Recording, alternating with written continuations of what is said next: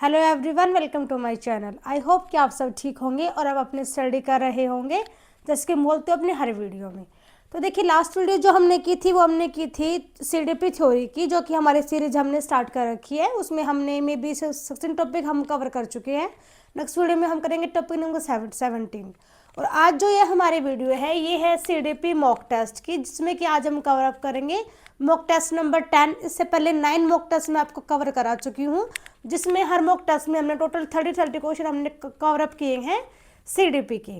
तो आज ये हमारा 10th मॉक टेस्ट है, जो कि आज हम इस वीडियो में कवर अप करेंगे। तो देखिए, इस मॉक टेस्ट का हमारा फर्स्ट क्वेश्चन क्या है, आपको विजिबल होगा। Mastery oriented learners typically attribute success to and failure to, कि जो महारत उन्मुख जो शिक्षार्थी होते हैं वो आमतौर पर सफलता को श्रेय किस चीज़ को देते हैं और असफलता को श्रेय वो किस चीज़ को देते हैं। तो देखिए, 4 ऑप्शंस हैं, इनमें से आप रीड कीजिए, थोड़ा समझने की कोशिश कीजिए कि जो मास्टरी ओरिएंटेड जो लर्नर्स होंगे वो क्या मतलब अपनी फेलियर्स को सोचते होंगे कि हमें क्या कमी रही होगी, या अपनी जो जो जो उन बच्चों की सफलता होती है वो उन सब को मतलब किस चीज़ को वो अपनी सफलता का श्रेय देते हैं। तो देखिए, फर्स्ट ऑप्शन यदि हम देखें तो यहाँ पे गुड लक वर्ड आ रहा है, गुड लक वर्ड आ रहा है कि अच्छा भाग्य हमारा। तो जो ऐसे बच्चे होते हैं जो कि मास्टरी ओरिएंटेड होते हैं वो गुड लक बैड लक को तो कुछ मानते ही नहीं है, उनके माइंड में ऐसा कुछ होता ही नहीं है, क्योंकि उन्हें सिर्फ अपनी एबिलिटी पे ही पूरा विश्वास होता है कि हम कर सकते हैं और हम करके ही मानेंगे। नेक्स्ट यहाँ पे देखिए, यहाँ पे वर्ड दिख रहा होगा आपको, बैड लक है। थर्ड में भी यहाँ पे गुड लक वर्ड है। तो यहाँ पे जो फोर्थ ऑप्शन है वही हमारा ठीक है, एबिलिटी एंड एफर्ट, कि यदि वो बच्चे सक्सेस होते हैं तो वो इसको क्रेडिट देंगे अपनी एबिलिटी को और अपने एफर्ट्स को, कि हाँ हमें इतनी एबिलिटी थी, हमने अपने एफर्ट डाले, इसी वजह से हमको सक्सेस मिली। यदि वो बच्चे फेलियर कहीं पे उनको फेलियर मिलती है तो उसको वो यहाँ पे श्रेय देंगे किसका, इनसफिशिएंट एफर्ट, कि जो हमारे एफर्ट थे वो यहाँ पे सफिशिएंट हम नहीं लगा पाए, इसी वजह से हमको फेलियर मिली है।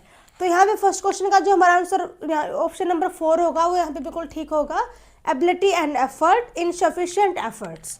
चलते हैं अपने नेक्स्ट क्वेश्चन पे, क्वेश्चन नंबर 2, जो कि है which one of the following reflects reflective teaching, कि इनमें से क्या है जो कि रिफ्लेक्टिव टीचिंग को यहाँ पे दिखा रहा है या फिर दर्शा रहा है। तो देखिए, फर्स्ट ऑप्शन है एवेल्युएटिंग ऑन टीचिंग प्रैक्टिसेस, कि खुद की टीचिंग प्रैक्टिस को हम उसका क्या करेंगे, हम उसको मूल्यांकन करेंगे, उसको समझेंगे, उसकी जांच पड़ताल करेंगे कि जो हम यहाँ पे शिक्षण प्रक्रियाएं हम यूज़ कर रहे हैं तो हम उसका मूल्यांकन करें, कि हम खुद को ही अपने आप को ही हम अच्छे से जांचें, अच्छे से समझें कि हम कैसे हम टीच कर रहे हैं बच्चे को, क्या हम यहाँ पे मेथड्स यूज़ कर रहे हैं। सेकेंड है फॉलोइंग फिक्स रूटीन, या फिर एक ही रूटीन से हम लगातार काम करते रहें, चाहे कुछ भी हो हमारी रूटीन चेंज नहीं होगी। तो क्या ऐसा ठीक है एक टीचिंग प्रोफेशंस के लिए? तो देखिए, ये गलत है। थर्ड है अवॉइडिंग फीडबैक, कि हम फीडबैक को हम अवॉइड करें, कि बच्चे कुछ कह रहे हैं नहीं कह रहे हैं हमको कोई फ़र्क नहीं पड़ता, क्योंकि हमको तो सिर्फ टीचिंग करनी है। तो ये बात गलत है, यहाँ पे भी बिल्कुल ही रॉन्ग है। Next, ignoring learner response, ignore करेंगे हम लर्नर्स, वो भी लर्नर के रिस्पॉन्स को, तो ये भी नेगेटिव है, रॉन्ग आंसर है हमारा। तो फर्स्ट ऑप्शन यहाँ पे करेक्ट है, एवेल्युएटिंग ऑन टीचिंग प्रैक्टिसेस, कि हम खुद की हम टीचिंग प्रैक्टिस को हम एवेल्युएट करेंगे, उसके लिए हम मूल्यांकन करेंगे कि कैसे हम अपनी प्रैक्टिस को, कैसे हम अपनी टीचिंग को और अच्छा कर सकते हैं, ताकि जो लर्नर है वो हमसे अच्छे तरीके से समझ सके चीज़ों को और सीख सके। तो यहाँ पे क्वेश्चन नंबर 2 का हमारा ए ऑप्शन बिल्कुल करेक्ट रहेगा।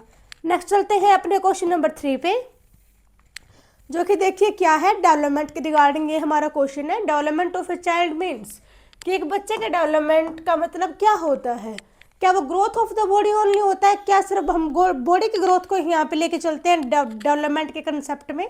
नेक्स्ट है processing change in body and behaviour, या थर्ड है increase in age, and fourth is mental maturity only. तो देखिए, यहाँ पे जो ऑप्शन भी है वो बिल्कुल ठीक है, यहाँ पे बॉडी के साथ साथ हमारे बिहेवियरल चेंजेस को भी हम लेके चलते हैं। ये नहीं मतलब जो ग्रोथ होती है, ग्रोथ में हम बोल सकते हैं कि हाँ, क्योंकि ग्रोथ में मेज़र किया जाता है कि जिसको हम मेज़र, ग्रोथ क्या होती है जिसको हम मेज़र कर सकते हैं, जैसे बंदे की हाइट कितनी बढ़ी, और बंदे के नेल्स बढ़ रहे हैं, हेयर की लेंथ बढ़ रही है, तो ये ग्रोथ है। लेकिन जब हम बात करते हैं डेवलपमेंट की, तो यहाँ पे सिर्फ बॉडी का ही मतलब हम यहाँ पे चेंज नहीं लेके चलते हैं, कि इसके साथ साथ हम यहाँ पे इंसान का बिहेवियर भी देखते हैं कि इसके मतलब जैसे छोटा बच्चा होता है तो उसका बिहेवियर कुछ और होता है, जैसे जैसे वो बड़ा होता है तो उसका बिहेवियर चेंज होता जाता है। तो वो क्या है, जो चेंज हो वो क्या है, दैट इज़ डेवलपमेंट। वही तो डेवलपमेंट है कि हाँ वो बंदा बड़ा हुआ है तो उसकी डेवलपमेंट हो रही है, उसमें चेंजेस आए हैं उसके बिहेवियर में भी और उसके बॉडी में भी। तो यहाँ पे क्वेश्चन नंबर 3 का ऑप्शन नंबर बी यहाँ पे बिल्कुल ठीक है। नेक्स्ट चलते हैं क्वेश्चन नंबर 4 की तरफ। The sequence of development is, जो सिक्वेंस होती है डेवलपमेंट की, जो विकास का जो कर्म होता है वो क्या होता है, क्या वो रैंडम होता है, डेफिनेट या प्रिडिक्टेबल होता है, या फिर इरेगुलर होता है, या फिर अनसर्टेन होता है। देखिए जो सिक्वेंस होती है जो डेवलपमेंट की, वो डेफिनेट होती है और वो प्रिडिक्टेबल होती है। कहने का मतलब क्या है कि we can predict about development, कि हम यहाँ पे भविष्यवाणी कर सकते हैं या फिर हम अनुमान लगा सकते हैं। कैसे कि इसके पेरेंट्स की हाइट ज़्यादा है तो ऑब्वियस सी बात है कि बच्चे की हाइट भी ज़्यादा ही होगी। तो हमने यहाँ पे क्या किया, हमने यहाँ पे क्या प्रिडिक्ट, हमने यहाँ पे की प्रिडिक्शन, हमने यहाँ पे लगाया अनुमान कि क्या है डेवलपमेंट, यही तो है जिसका हम अनुमान लगा सकते हैं। जरूरी नहीं कि ऐसा हो, लेकिन हम इसका अनुमान हम लगा सकते हैं क्योंकि ये एक सीक्वेंस है डेवलपमेंट का। सेकंड, ये डेफिनेट होता है, इसका एक क्रम होता है, एक पैटर्न होता है और उसी के अकॉर्डिंग डेवलपमेंट होती है। ये नहीं है कि कोई छोटा बच्चा है वो एकदम से वो बड़ा हो जाएगा, ऐसा नहीं होता। एक पैटर्न, एक सिस्टम है, उसको फॉलो करते हुए डेवलपमेंट सभी की होती है और वो पैटर्न सबके साथ ही सेम होता है। नेक्स्ट है यहाँ पे हमारा क्वेश्चन नंबर 5। चलते हैं अपने नेक्स्ट क्वेश्चन की तरफ। The principle of general to specific means, कि जो प्रिंसिपल होता है डेवलपमेंट का कि वो जनरल टू स्पेसिफिक में होता है। सामान्य से विशिष्ट सिद्धांत जो होता है डेवलपमेंट का, उसका मतलब क्या होता है। तो देखिए children learn specific skills first, जो बच्चा है वो सबसे पहले विशिष्ट कौशल सीखता है। मतलब कहने का क्या है कि बच्चा, छोटा सा बच्चा है वो सीधा उठ के भाग लेगा। तो क्या ऐसा होता है, क्योंकि ये चीज़ है विशिष्ट, तो ये चीज़ तो हमारे यहाँ पे गलत हो गई है। सेकेंड, डेवलपमेंट स्टार्ट सडनली, एकदम से स्टार्ट हो जाती है क्या, डेवलपमेंट नहीं होती, वो धीरे धीरे होती है, एक पैटर्न होता है, एक उसकी सीक्वेंस होती है जिसको फॉलो करके डेवलपमेंट स्टार्ट होती है। तो यहाँ पे हमारे ये ऑप्शन भी यहाँ पे रॉन्ग चला जाएगा। नेक्स्ट यहाँ पे children learn journal movement before specific, ये बात ठीक है कि जो बच्चा है वो सबसे पहले जर्नल मूवमेंट करता है। जैसे कि जो छोटा बच्चा, आपने देखा होगा आपकी फैमिली में होगा या आपने कोई और नोटिस किया होगा, छोटा बच्चा होता है वो पहले अपने पूरे हाथ पे कंट्रोल करता है, उसके बाद वो मतलब ऐसे बॉल को पकड़ना सीखेगा या फिर वो किसी चीज़ को ऐसे उठाना सीखेगा। तो मतलब उस क्या है कि उसने पहले जनरल प्रोसेस ऐसे करना सीखा, देन उसने अपनी फिंगर्स पे कंट्रोल करना सीखा। तो ये है general development to specific development. तो यहाँ पे ये चीज़ यहाँ पे क्लियर हो रही है हमारे कि 5th क्वेश्चन का जो हमारा ऑप्शन है वो बिल्कुल सी यहाँ पे बिल्कुल करेक्ट रहेगा। जो चिल्ड्रन है वो लर्न करते हैं पहले स्पेसिफिक मूवमेंट को before the specific general movements to specific से पहले। नेक्स्ट चलते हैं अपने क्वेश्चन नंबर 6 की तरफ, जो कि है the stage of adolescence is marked by, जो किशोर अवस्था होती है जो कि होती है हमारी 12 से 19 एज तक। कहीं कहीं पे आपको 11 to 19 में दिखेगी। तो ये यहाँ पे ऐसे चेंजेस बीच में आते रहते हैं एज के अकॉर्डिंग, लेकिन जो एज होती है ये टीन एज इसको बोला जाता है। ये 13 से 19 भी यहाँ कहीं कहीं पे आपने इसको देखा होगा। तो ये जो अवस्था होती है इसकी विशेषता क्या होती है, इसके बारे में यहाँ पे हमारा ये वाला क्वेश्चन है। तो देखिए क्या यहाँ पे इमोशनल स्टेबिलिटी होती है, जो कि बिल्कुल भी नहीं होती है, क्योंकि जो ये अवस्था होती है इसको कहा जाता है तूफानों की अवस्था, जो कि स्टैनली हॉल ने कहा है। यहाँ पे जो बच्चा होता है उसके माइंड में बिल्कुल तूफान, मतलब संवेगों का बिल्कुल, इमोशंस का बिल्कुल तूफान चला होता है। तो ये बात तो यहाँ पे बिल्कुल ही गलत है कि बच्चा यहाँ पे स्टेबल रहता नहीं रहता है।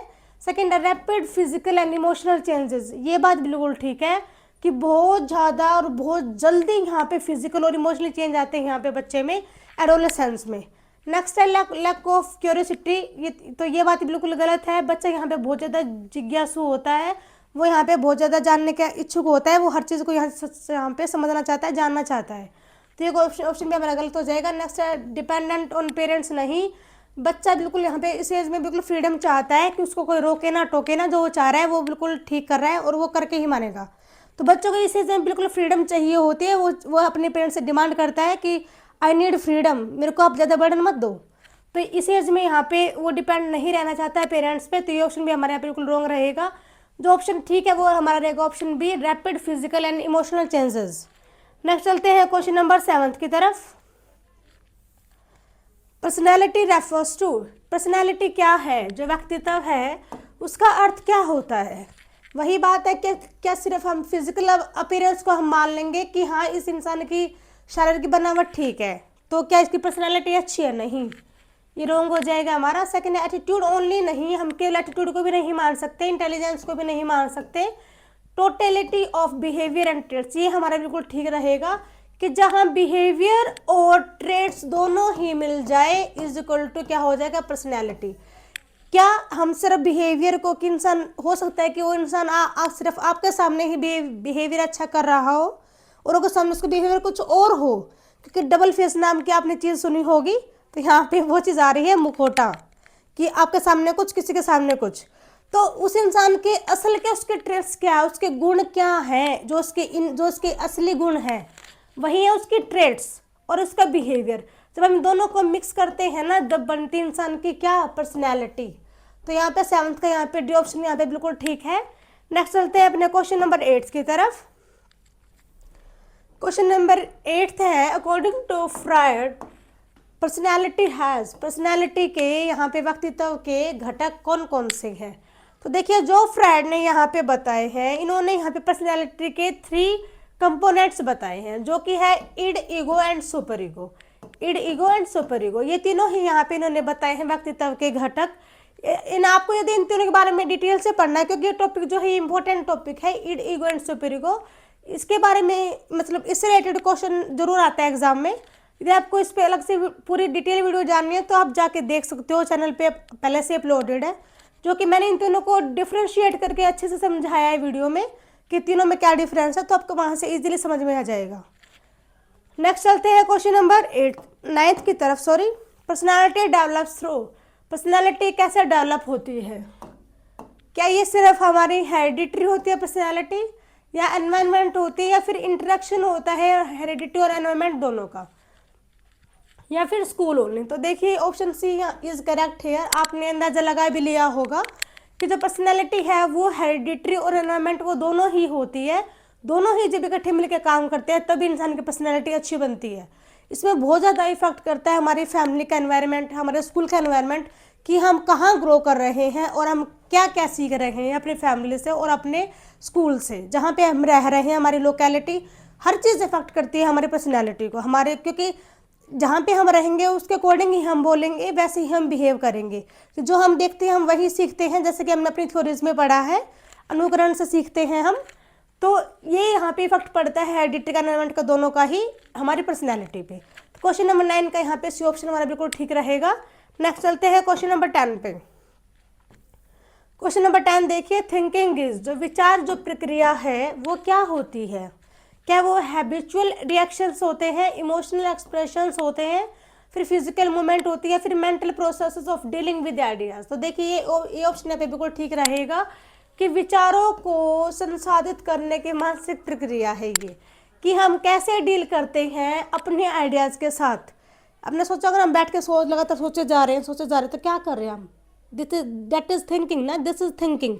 हम सोच रहे हैं, क्या हम यहाँ पे डील किसके साथ कर रहे हैं, अपने आइडियाज़ के साथ ना, अपने खुद के आइडियाज़ से हम बातें कर रहे हैं, हम थिंक कर रहे हैं, हम सोच रहे हैं माइंड में। तो यही है mental process of dealing with ideas, और इसको हम कहते हैं क्या, थिंकिंग। क्वेश्चन नंबर 10 का यहाँ पे ऑप्शन बिल्कुल ठीक रहेगा। नेक्स्ट चलते हैं हम अपने क्वेश्चन नंबर 11 पे। प्रॉब्लम सॉल्विंग इन्वॉल्व, जो समस्या समाधान जो होता है इसमें क्या शामिल होता है। क्या हम सिर्फ यहाँ पे याद करने पे फोकस करते हैं कि हाँ बस रट्टा मारो, याद किया और बिन निकल लिए, तो ऐसा नहीं होता है। Use of reasoning and creativity, क्या हम अपनी रीजनिंग को यूज़ करेंगे, हम अपने तर्क लगाएंगे और हम अपनी क्रिएटिविटी हमको यहाँ पे दिखाएंगे। नेक्स्ट है गैस वर्क, हम सिर्फ अनुमान लगाएंगे या फिर ब्लाइंड रिपीटेशंस, या हम लगातार रिपीट करते रहेंगे हर कंसेप्ट को, हर टॉपिक को। तो देखिए नहीं, यदि हम बात करें प्रॉब्लम सॉल्विंग की, तो यहाँ पे हम यूज़ करेंगे अपनी रीजनिंग को, अपने तर्क देंगे, हम यहाँ पे अपने लॉजिक्स लगाएंगे और हम यहाँ पे क्या दिखाएंगे, अपनी क्रिएटिविटी, और इन दोनों का यूज़ करके हम क्या करेंगे, अपनी प्रॉब्लम को हम यहाँ पे सोल्व कर लेंगे। तो प्रॉब्लम सोल्व के लिए हम यूज़ करते हैं अपनी रीजनिंग को और अपनी क्रिएटिविटी को। तो क्वेश्चन मिला उनका यहाँ पे भी ऑप्शन बिल्कुल ठीक रहेगा। नेक्स्ट चलते हैं अपने क्वेश्चन नंबर 12 की तरफ, इनसाइड लर्निंग। तो देखिए इनसाइड लर्निंग का जो कंसेप्ट है वो दिया था कोहलर जी ने। तो ये एक कंसेप्चुअल क्वेश्चन है जो कोहलर जी ने दिया था, और इन्होंने प्रयोग किया था चिंपैंजी के ऊपर, और उन्होंने चिंपैंजी के ऊपर प्रयोग किया था। उसके बाद इन्होंने हमको बताया था कि इनसाइड लर्निंग होती है, इसमें कैसे क्या होता है। ये पूरा डिटेल वीडियो इस चैनल पे अपलोडेड है, आप जाके देख सकते हो, क्योंकि यदि मैं यहाँ पे इसको बताने लग जाऊंगी तो बहुत ज़्यादा टाइम चला जाएगा। नेक्स्ट चलते हैं अपने क्वेश्चन नंबर 13 की तरफ, द टर्म क्रिएटिविटी मीन्स। देखिए क्रिएटिविटी क्या होती है, क्या होती है, सृजनात्मकता, कॉपिंग अदर्स आइडियाज, हम दूसरों की आइडिया की हम कॉपी कर लें, दैट इज आवर क्रिएटिविटी। नहीं, producing new ideas, original ideas, yes, हम खुद के आइडियाज हम प्रोड्यूस करेंगे जो कि नए होंगे, दुनिया से अलग होंगे, हटके होंगे और हमारे खुद के होंगे। तो यही है यहाँ पे क्रिएटिविटी का मतलब, कि नया, कुछ नया खोजना अपनी मेहनत से, अपनी क्रिएटिविटी से, अपने माइंड सेट से। तो यहाँ पे 13 का ऑप्शन भी यहाँ पे बिल्कुल ठीक रहेगा। नेक्स्ट चलते हैं हम अपने क्वेश्चन नंबर 14 की तरफ, the process of thinking in multiple directions is called. जब हम बात करते हैं विभिन्न दिशाओं में सोचने की प्रक्रिया क्या कहलाती है, तो देखिए इसको कहते हैं हम डाइवर्जेंट थिंकिंग, अपसारी चिंतन। देखिए जो ये दो टॉपिक है ना, ये बहुत ही इंपॉर्टेंट है और बहुत ही कन्फ्यूजन भी है। इन दोनों कंसेप्ट को लेके कंफ्यूज हो जाते हैं कि जब हम डायरेक्शंस की बात करते हैं तो कौन सा आएगा, अभिसारी आएगा या अपसारी आएगा। तो देखिए मैं यहाँ पे आपको इन शॉर्ट में एक ट्रिक बताती हूँ।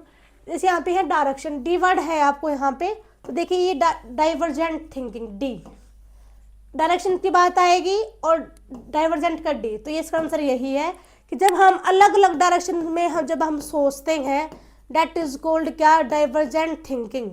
जैसे मैं यहाँ पे आपको एक टॉपिक थोड़ा मुश्किल है इसलिए मैं आपको यहाँ पे इसका एग्जांपल दे रही हूँ। जैसे आप बच्चों को बोलते हो कि हाउ यू सेव वाटर, आप पानी को कैसे बचा सकते हो, तो बच्चा क्या बताएगा आपको कि जैसे हमको यदि अपनी गाड़ी धोनी है तो हम पाइप का यूज़ ना करके हम बकेट यूज़ करें, हम पानी को बचा सकते हैं। सेकंड, हम नहाते टाइम ज़्यादा पानी वेस्ट ना करें, कम से कम पानी का यूज़ करें। इसके अलावा जैसे हम प्लांट्स में हम पानी दे रहे हैं तो हम टैप का यूज़ करें, ना कि हम पाइप का यूज़ करें। तो बच्चा यहाँ पे आपको अलग अलग तरीके बता रहा है ना, वो अलग दिशा में सोच रहा है कि हम कैसे कैसे हम पानी को सेव कर सकते हैं। तो यहाँ पे क्या है ये, तो यही तो है डाइवर्जेंट थिंकिंग, कि बच्चा अपनी यहाँ पे अपसारी चिंतन दिखा रहा है, आपको बता रहा है कि हम मतलब हम अलग अलग तरीके से हम यहाँ पे पानी को सेव कर सकते हैं। तो ये है यहाँ पे डाइवर्जेंट थिंकिंग। नेक्स्ट क्वेश्चन जो हमारा है वो है हमारा कन्वर्जेंट थिंकिंग, अभिसारी चिंतन का। मैंने यहाँ पे दोनों क्वेश्चन को इसलिए लिया है ताकि आपके ये दोनों कंसेप्ट यहाँ पे अच्छे से क्लियर हो जाए, कि माइंड में इन दोनों को लेकर कोई भी कंफ्यूजन ना रहे। नेक्स्ट ये देखिए यहाँ पे अभिसारी चिंतन से प्राप्त होता है क्या, मल्टीपल आंसर्स, जो कि हमने पहले क्वेश्चन में बात की अपसारी चिंतन में। तो मल्टीपल आंसर तो हमको कहाँ मिलते हैं, अपसारी में मिलते हैं। वन करेक्ट आंसर, ये इसका आंसर है। मैं यहाँ पे और ऑप्शन इसलिए नहीं पढ़ रही हूँ ताकि आपको कन्फ्यूजन हो जाएगी। तो कन्वर्जेंट थिंकिंग मतलब क्या है, करेक्ट आंसर। देखिए यहाँ पे भी सी एंड देन यहाँ पे भी सी, करेक्ट, कन्वर्जेंट और करेक्ट। तो यहाँ पे ये इसका बिल्कुल ठीक आंसर है कि जो हमको क्वेश्चन पूछा है उसका सिर्फ एक ही आंसर होगा जो कि ठीक होगा। जैसे मैं आपसे पूछूं कि हमारे प्राइम मिनिस्टर कौन है, तो आपका आंसर क्या होगा, मिस्टर नरेंद्र मोदी। तो यहाँ पे क्या हुआ, एक ही क्वेश्चन है और एक ही आंसर बिल्कुल, और जो कि वो उसका आंसर ठीक है, उसका कोई ऑप्शन नहीं है कि हम उसका कुछ आपको और भी आंसर हम बता सकते हैं। तो वो आंसर नहीं है, एक ही क्वेश्चन और एक ही आंसर। ये क्या है, ये है कन्वर्जेंट थिंकिंग, सीधी बात, नो बकवास, एक क्वेश्चन एक आंसर बस। तो यहाँ से आपका कंसेप्ट यहाँ से क्लियर होगा दोनों कंसेप्ट जो थे, अपसारी और अभिसारी। नेक्स्ट चलते हैं हम अपने क्वेश्चन नंबर 16 पे। The term intelligence quotient IQ was introduce by. देखिए जो यहाँ पे इंटेलिजेंस जो क्वोशेंट यहाँ पे IQ है, वो किसने यहाँ पे इस शब्द का है जो प्रयोग किया था। तो देखिए ये प्रयोग किया था सबसे पहले टर्मन जी ने, जो कि किया था इन्होंने मे बी 1904 में, 1904 में। इसके अलावा इन्होंने यहाँ पे बहुत ज़्यादा काम किया था हमारे आईक्यू को लेके। इसके बारे में भी डेप्थ में वीडियो अपलोडेड है, आप वहाँ से जाके देख सकते हो। तो यहाँ पे 16 का जो आंसर होगा वो हमारे यहाँ पे डी होगा, जो कि बिल्कुल ठीक है। नेक्स्ट चलते हैं हम अपने क्वेश्चन नंबर 17 की तरफ। Which of the following is not a characteristics of creative child. देखिए नहीं है, नहीं का कंसेप्ट ध्यान रखिएगा, नोट है। तो इनमें से कौन सी एक विशेषता है जो कि क्रिएटिव चाइल्ड की नहीं है। तो देखिए क्यूरियस ये बच्चे बहुत ज़्यादा होते हैं, फ्लेक्सिबिलिटी भी हम बच्चों में देखने मिलती है ऐसे बच्चों में, और ओरिजिनलिटी भी बहुत ज़्यादा होती है इन बच्चों में। लेकिन जो नहीं होता वो है यहाँ पे रिग्ड थिंकिंग, कि एक बात को पकड़ के ये नहीं बैठते हैं, ये अपनी अलग अलग डायरेक्शन में अपने माइंड को चलाते हैं, कुछ अलग करने की कोशिश करते हैं। सिर्फ एक बात को पकड़ने वाले ये बच्चे नहीं होते हैं कि मतलब एक बात पे सोचने लगे तो लग गए, नहीं, ये माइंड को दूसरे डायरेक्शन में लेके जाएंगे कि ऐसा नहीं हो रहा तो काम कुछ और तरीका होगा, कुछ और वे होंगे जिसका यूज़ करके हम इस काम को कर सकते हैं। तो ये बच्चे ऐसे होते हैं, ये रिग्ड थिंकिंग वाले ये बच्चे नहीं होते हैं। तो यहाँ पे 17 का हमारा ऑप्शन नंबर डी बिल्कुल ठीक रहेगा। नेक्स्ट चलते हैं अपने क्वेश्चन नंबर 18 की तरफ। According to Spearman intelligence consist of, कि स्पीयरमैन के अनुसार बुद्धि में होता है, क्या होता है बुद्धि में। देखिए इनकी एक थ्योरी है जो कि इंटेलिजेंस की है, उन्होंने दिया था इसमें 1 जनरल एंड 1 स्पेसिफिक फैक्टर। इन्होंने अपनी थ्योरी में 2 फैक्टर्स ही बताए थे कि जो हमारे इंटेलिजेंस जो बुद्धि है उसके 2 फैक्टर होते हैं, इनसे बन के ही हमारी बुद्धि बनती है। फर्स्ट है जनरल फैक्टर जो सब में पाया जाता है, और फर्स्ट है स्पेसिफिक फैक्टर जो कि किसी स्पेसिफिक इंसान में ही पाया जाता है। तो इनकी थ्योरी है, और उसी के ये यहाँ पे ऑप्शन यहाँ पे आपको दिए गए हैं जो कि मैंने आपको भी बताए। नेक्स्ट चलते हैं हम क्वेश्चन नंबर 19 की तरफ। Gardner theory of intelligence is known as, जो गार्डनर की थ्योरी है उनका जो बहुबुद्धि सिद्धांत है उसको मैंने आपका आंसर पहले ही बोल दिया यहाँ पे। जो इनका बुद्धि सिद्धांत उसको क्या कहा जाता है, उसको कहा जाता है मल्टीपल इंटेलिजेंस थ्योरी, मतलब कि बहुबुद्धि सिद्धांत। मैंने टोटल 9 प्रकार की इन्होंने बुद्धि बताई थी कि 9 प्रकार की बुद्धि होती है। इन्होंने टोटल 9 प्रकार की इन्होंने बुद्धि बताई है, जिसमें कि यांत्रिक बुद्धि है, इंट्रा इंटेलिजेंस है, मतलब 9 टाइप की टोटल बताई है, जो कि हाँ इसकी वीडियो भी अपलोडेड, आप जाके देख सकते हो। आप सोच रहे होगे सारा तो मैडम ऐसे बोल रही है वीडियो अपलोडेड है, तो मैं इसलिए यहाँ बोल रही हूँ ऐसा, क्योंकि यदि मैं इनके बारे में अभी बताने लग जाऊँगी तो बहुत ज़्यादा टाइम हमारा चला जाएगा, और हमको यहाँ पे क्वेश्चंस कवर अप करने हैं, ताकि आप क्वेश्चन से जितने आप निकलोगे आपकी अच्छी प्रैक्टिस होते चली जाएगी। तो आपको डेप्थ में जाना है तो आप अच्छे से जाके अलग से वीडियो को देखिए, इसलिए मैं यहाँ पे ऐसे बोल रही हूँ। तो नेक्स्ट करते हैं हम अपने क्वेश्चन नंबर 20 को। तो क्वेश्चन नंबर 20 है हमारा, सेल्फ कंसेप्ट रेफर्स टू, जो सब अवधारणा है उसका क्या अर्थ होता है। What other think about us, दूसरे हमारे बारे में क्या सोचते हैं उसको हम सेल्फ बोलेंगे, नहीं बोलेंगे। What we think about our self, हम अपने बारे में क्या क्या सोचते हैं। तो ये बात बिल्कुल ठीक है, यदि वहाँ पर खुद के बारे में हम बात कर रहे हैं तो हम क्या सोचते हैं अपने बारे में, यही है सेल्फ कंसेप्ट कि हम अपने बारे में क्या हम सोचते हैं, क्या हम धारणा रखते हैं अपने बारे में। तो यहाँ पे 20 का ऑप्शन में भी हमारा बिल्कुल ठीक रहेगा। नेक्स्ट चलते हैं क्वेश्चन नंबर 21 पे।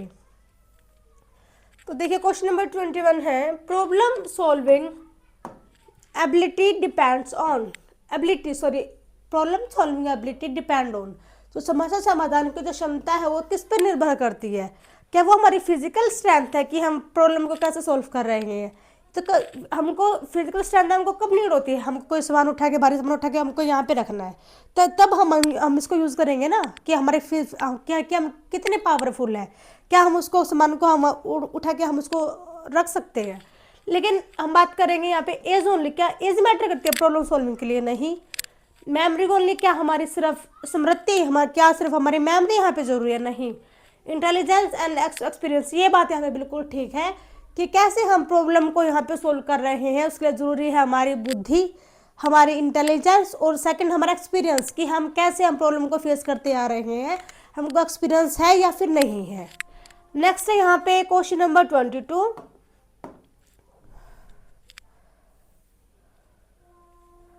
ये क्वेश्चन नंबर 22 थोड़ा लेंथी है, और इस टाइप वाला क्वेश्चन एग्जाम में बहुत बार पूछा गया है, इस टाइप के क्वेश्चन एग्जाम में आते हैं, तो मैं इसलिए यहाँ पे इसको ऐड ऑन किया है। तो ये जो क्वेश्चन है ये है हमारा, which of the following is the correct sequence of cognitive processes. जो कॉग्निटिव जो प्रोसेसेस है, जो संज्ञानात्मक जो प्रक्रिया है, उसका सही क्रम यहाँ पे कौन सा है। तो देखिए जो सही क्रम है, मैं यहाँ पे आपको कंफ्यूज नहीं कर रही हूँ, मैं आपको डायरेक्ट यहाँ पे आंसर बता दे रही हूँ। तो ये फर्स्ट वाला है वो बिल्कुल सही क्रम है कि पहले क्या है कि हमको उसके लेते हैं पहले नॉलेज, फिर हम करते हैं उसको कॉम्प्रिहेंशन, देन हम एप्लीकेशंस में जाएंगे, देन हम इसको एनालिसिस करेंगे। कहने का मतलब क्या है कि पहले हमने ज्ञान लिया, पहले हमने जान लिया, टीचर ने हमको कुछ बताया, हमने उसको समझ लिया, ठीक है। पहले हमने क्या लिया, ज्ञान लिया, तो देन हमने उसको समझा।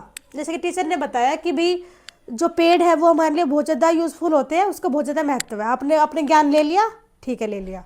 सेकंड है आपको उसको समझ हो गई, टीचर ने जो कहा है वो बात ठीक है, हमको पेड़ों की रक्षा करनी चाहिए, ठीक है। तो थर्ड प्रोसेस इसमें क्या है, अनुप्रयोग। अब उसको अनुप्रयोग कैसे करोगे, आप उसको कैसे कि घर पे जाओगे, आपने देखा कि कोई बच्चा पेड़ की मतलब डाली तोड़ रहा है, तो आप उसको मना करोगे कि नहीं ऐसा नहीं करते, पेड़ों की हमको रक्षा करनी चाहिए, वी शुड सेव ट्रीज। तो यहाँ पे आपने क्या किया, जो आपने सीखा, जो आपने नॉलेज ली थी, आपने उसको यहाँ पे क्या किया, अनुप्रयोग किया, आपने उसको एज एप्लीकेशन यहाँ पे यूज किया। फोर्थ स्टेप है विश्लेषण करना, कि आपने जो कुछ सीखा, आप जैसे कि आपने उस बच्चे को मना कर दिया क्या, किसके ब्रांच से मत तोड़ो, अब हमको पेड़ सेव करने चाहिए। तो आप नेक्स्ट डे आप जाके उस चीज़ को आप सोचोगे कि मैडम ने कहा था और मैंने उस बात को माना और फिर मैंने उस बच्चे को मना कर दिया। तो अब जाके उस बात को बच्चे जो है वो अपनी मैम को बताएंगे नेक्स्ट डे कि मैम ऐसे ऐसे हुआ था, मैंने बच्चे को मना किया क्योंकि आपने तो मेरे को समझाया था। तो ये सब क्या चल रहा है, ये हो रहा है विश्लेषण। जो टीचर ने समझाया था, जो बच्चे ने समझा, जो बच्चे ने उसका प्रयोग किया, ये और लास्ट टाइम बच्चा उसका कर रहा है विश्लेषण, बच्चा उसको डिफाइन कर रहा है, उसको बच्चा एनालिसिस कर रहा है। तो ये है यहाँ पे कॉग्निटिव प्रोसेसेस, संज्ञानात्मक प्रक्रिया, और ये इसके पूरे स्टेप्स है, जो कि क्रम इसका जो कर्म है, उसके सिक्वेंस है वो ये है। ए ऑप्शन यहाँ पे बिल्कुल ठीक है हमारा 22 क्वेश्चंस का। नेक्स्ट चलते हैं हम अपने क्वेश्चन नंबर 23 पे। 23 जो क्वेश्चन है वो भी हमारा थोड़ा लेंथी रहने वाला है, मैं थोड़ा इसको छोटा कर लेती हूँ ताकि एक ही स्क्रीन पे एक ही बारे में आपको विजिबल हो जाए। ये देखिए क्वेश्चन नंबर 23 है हमारा मैचिंग वाला, कि कैसे क्वेश्चन आता है, तो इसलिए मैंने यहाँ पे ऐड किया इसको। Match the following teaching approaches with their की फीचर्स। टीचिंग अप्रोचेस है ये वाली, इस साइड है इनके की फीचर्स, इनको हमको मैच करना है। तो फर्स्ट है पे कंस्ट्रक्टिविस्ट अप्रोच। देखिए जो ये कंस्ट्रक्टिविस्ट अप्रोच वाले होते हैं, इनका मानना क्या होता है कि learning by doing and discovery, कि जो बच्चे हैं वो खुद से ही सीखे, खुद से ही वो काम करे, खुद से वो सर्च करे, खुद से वो डिस्कवर करे, खुद से ही बच्चे काम करके सीखे, ये इनका मानना होता है। सेकंड है बिहेवियरिस्ट अप्रोच। जो बिहेवियरिस्ट अप्रोच वाले हैं वो ये कहते हैं कि रेनफोर्समेंट एंड कंडीशनिंग बहुत ज़्यादा इंपॉर्टेंट होती है। यदि हम बच्चे को रेनफोर्समेंट हम देते हैं तो बच्चे आगे बढ़ते हैं और बच्चे अच्छे से अपना जो बच्चे चाहते हैं, जो बच्चा सीखना चाहते हैं, बच्चे उसको इजीली सीख लेते हैं। जो ट्रेडिशनल जो अप्रोच वाले हैं वो कहते हैं टीचर सेंटर्ड इंस्ट्रक्शन होना चाहिए, टीचिंग सेंटर्ड ही एजुकेशन होनी चाहिए। उनका मानना है कि टीचर आए पढ़ा के चला जाए, जब बच्चों समझ में आए चाहे फिर नहीं आए, ये मानना है ट्रेडिशनल अप्रोच वालों का। फोर्थ है ह्यूमनिस्टिक अप्रोच। जो ह्यूमनिस्टिक अप्रोच वाले हैं वो फोकस करते हैं सेल्फ ग्रोथ पे और फीलिंग्स पे। इनका मानना है कि जो सेल्फ, जो मतलब सामने वाला है, जो अपने बारे में जो सोच रहा है, वो सिर्फ अपने बारे में सोचे और वो सिर्फ अपनी ही ग्रोथ की, अपनी ही तरक्की की बस वो बातें करे। तो ये यहाँ पे देखिए फर्स्ट का है फोर्थ, फर्स्ट का फोर्थ यहाँ पे एक ऑप्शन में, ये तो ईजी होगा हमारे लिए, आंसर तो हमारा यही हो गया, लेकिन फिर भी देख लेते हैं। सेकंड का है ए, बी का ए, सी का क्या था थर्ड, सी का थर्ड और डी का सेकंड। तो यहाँ पे ए ऑप्शन हमारा बिल्कुल ठीक रहेगा यहाँ पे 23 क्वेश्चन के लिए। नेक्स्ट चलते हैं अपने क्वेश्चन नंबर 24 की तरफ। हम स्क्रीन को थोड़ा बड़ा कर लेते हैं।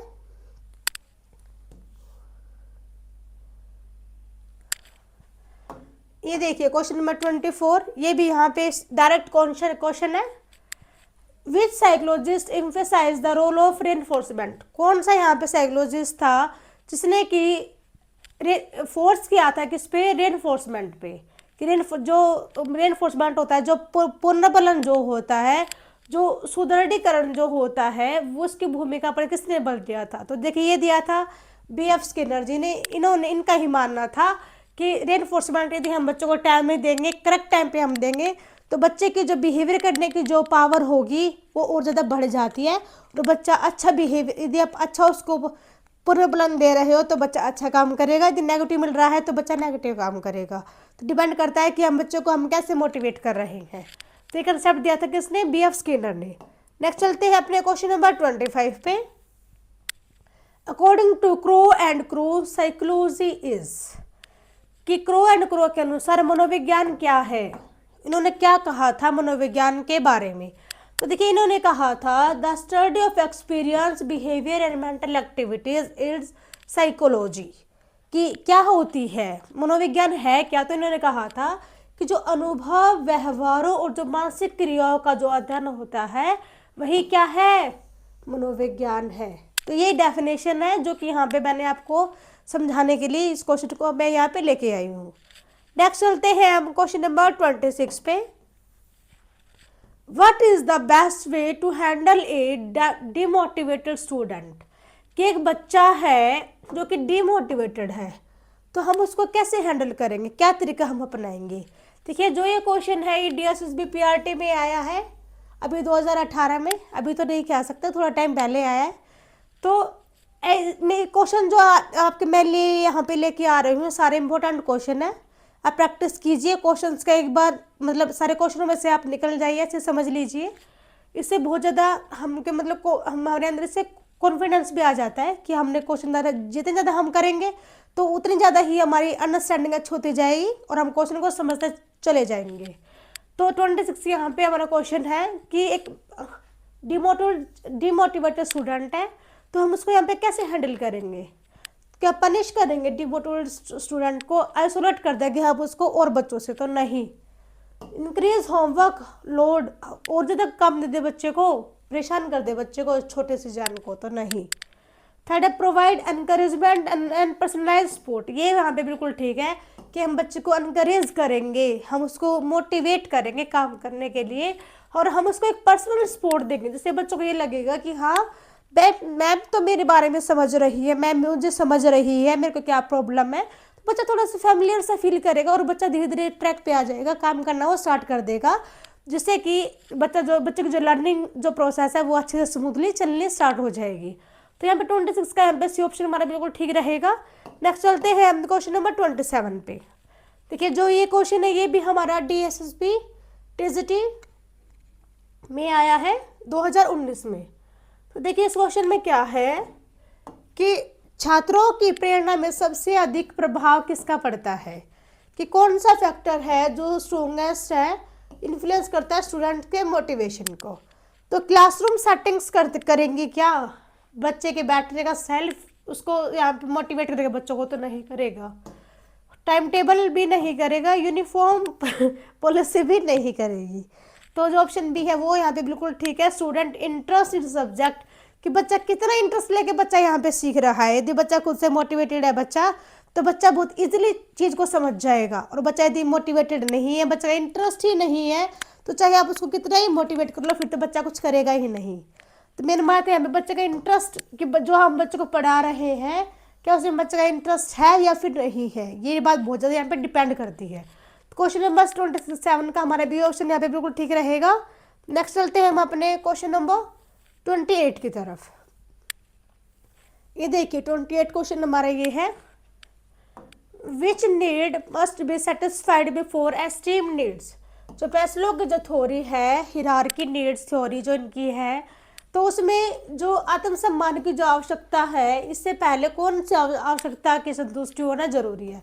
तो देखिए इन्होंने जो थ्योरी दी थी उन्होंने टोटल 5 स्टेजेस बताई थी, जो कि ऐसे नहीं, ऐसे इस फॉर्म में दिखाई गई है, उल्टा पिरामिड बनाया गया है। उन्होंने टोटल 5 इन्होंने बताई थी थ्योरीज, हो गई 1 2 3 4 5। तो जो ये यहाँ पे हम बात कर रहे हैं सेल्फ एस्टीम के बारे में, तो सेल्फ एस्टीम जो है वो यहाँ पे हमारी 4th स्टेज है। तो इससे पहले पूछ रहे हैं, इससे पहले जो हमारी आती है वो आती है हमारी अपनापन और प्रेम की अवस्था। तो यहाँ पे जो हमारा ऑप्शन बी है वो बिल्कुल ठीक है। टोटल इन्होंने 5 यहाँ पे स्टेजेस बताई थी, 5 में से 4th के बारे में इन्होंने कहा है सेल्फ एस्टीम, और हमसे पूछ रहे हैं थर्ड वाली के बारे में, जो कि थी अपनापन और प्रेम। तो नेक्स्ट चलते हैं हम अपने क्वेश्चन नंबर 29 पे, अब टाइम को ना वेस्ट करते हुए। जो 29 क्वेश्चन है भी थोड़ा सा हमारा मैजिक वाला लेंथी क्वेश्चन नहीं है, तो उसको थोड़ा सा छोटा कर लेते हैं भाई, हो गया होगा मे बी। तो देखिए, match the following theories with their key ideas of development and learning, कि जो थ्योरिस्ट है, ये साइड थ्योरिस्ट है भाई, और इस साइड एक की ideas of development and learning. तो मैच करना है हमको यहाँ पे। देखिए, तो जीन पियाजे जी जो थे उन्होंने दिया था क्या क्या उन्होंने मोरल डेवलपमेंट दी थी? नहीं, उन्होंने दी थी कोग्निटिव डेवलपमेंट। तो ए का हो गया हमारा सेकंड, तो ऑप्शन ए ही इसका आंसर है, क्योंकि और किसी का तो यहाँ पे सेकंड है ही नहीं। फिर भी हम और ऑप्शन देख लेते हैं। लेव वाइगोस्की जो थे उन्होंने दिया था मोरल डेवलपमेंट, नैतिक विकास का सिद्धांत इन्होंने दिया था। थर्ड है बी एफ स्किनर, इन्होंने दिया था ओपेरेंट कंडीशनिंग। और लॉरेंस कोलबर्ग जी ने दिया था, एक मिनट रुकिए, गलत हो गया है जी, ये रुकिए एक मिनट, कुछ गड़बड़ हो गया, नहीं गलत हो गया ये सब। देखिए, लेवाइगोस्की जो थे उन्होंने मोरल डेवलपमेंट नहीं दिया था भाई, उन्होंने दिया था हमारा सोशियो कल्चर। ऑप्शन में भी है बी का फोर्थ, तो यहाँ पे मेरे से गलती हो गई, sorry for that. Next B F Skinner, तो बी एफ स्किनर ने दिया था हमारा operant conditioning, that is correct, obviously correct. Lawrence Kohlberg जो थे उन्होंने दिया था मोरल डेवलपमेंट, इन्होंने बताया था नैतिक विकास के सिद्धांत के बारे में। तो जो क्वेश्चन नंबर 29 है, इसका हमारा ए ऑप्शन बिल्कुल ठीक रहेगा। ए का सेकंड में दोबारा से मैं बता रही हूँ, ए का सेकंड होगा, बी का हमारा होगा fourth socio cultural theory Vygotsky ji की, और सी बी एफ स्किनर का होगा ओपेरेंट कंडीशनिंग, और फोर्थ हमारा लॉरेंस कोलबर्ग का होगा हमारा मोरल डेवलपमेंट। तो नेक्स्ट चलते हैं अपने क्वेश्चन नंबर 30, जो कि हमारा रहेगा last question of this video और lengthy question of this video. देखिए, क्योंकि इस टाइप के क्वेश्चन अगर पूछे जाते हैं, इसलिए मैंने यहाँ पे ऐड किया इस टाइप के क्वेश्चंस को। थोड़ा टाइम लगता है, बट इंपॉर्टेंट क्वेश्चन है, ऐसे क्वेश्चन एग्जाम में बहुत बार पूछे जाते हैं और पूछे गए हैं, पूछे जाएंगे। एक क्वेश्चन है, देखिए रीड कर लेते हैं। A teacher give students A short quiz, एक टीचर है वो बच्चों को शॉर्ट क्विज देता है भाई आफ्टर लेसन कराने के बाद, and check their notebooks regularly, और बच्चों की नोटबुक को वो रेगुलर चेक कर रहा है और प्रोवाइड कर रहा था उनको इमीडिएट फीडबैक, क्या आपने कहाँ आपने गलती की, क्या आपने गेन किया, क्या आपकी कमी रह गई, पूरा वो इमीडिएट फीडबैक बच्चों को देता है जब देना चाहिए। She also give team them chance to improve their answer, बच्चों को वो चांस भी देता है आंसर को इम्प्रूव करने के लिए, एक्सप्लेन करता है मिस्टेक्स को, एंड एनकरेज करता है पीयर रिव्यू को, कि बच्चे जो है वो कैसा काम कर रहे हैं, उनके रिव्यू कैसे आ रहे हैं, तो बच्चों को मोटिवेट भी करता है, एंड सेल्फ असेसमेंट भी करता है।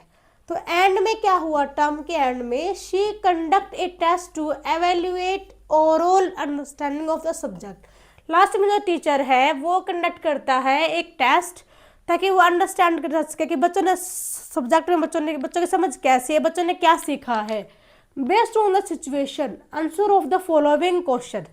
अब आ गया हमारा क्वेश्चन क्या है, which combination of assessment types is being used by the teacher.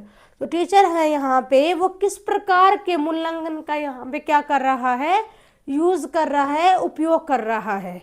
तो देखिए ऑप्शन मैं अभी आपको दिखा देती हूँ, एक मिनट रुकिए। ये आ गए भाई हमारे चारों ऑप्शन यहाँ पे स्क्रीन पे। तो फर्स्ट ऑप्शन है formative assessment during learning and summative assessment at the end. Second is diagnostic assessment, तो नहीं, डायग्नोस्टिक तो वो होता है कि हमको किसी प्रॉब्लम का निदान करना है, स्पेसिफिक नहीं। समेटिव होता है सारांश, जो कि एंड सिर्फ एंड में होता है, लेकिन यहाँ पे स्टार्टिंग में भी टीचर कर रहा है, रेगुलरली कर रहा है। डी है पीयर असेसमेंट ओनली, नहीं। तो यहाँ पे ऑप्शन ए ही ठीक है कि जो टीचर है वो ड्यूरिंग लर्निंग भी तो बच्चों को असेस कर रहा है ना, लगातार चेक कर रहा है बच्चों को कि बच्चों ने क्या सीखा, कहाँ पे बच्चों की कमी रह गई है और उसको कैसे इम्प्रूव करें, बच्चों को चांस भी दे रहा है इम्प्रूव करने के लिए।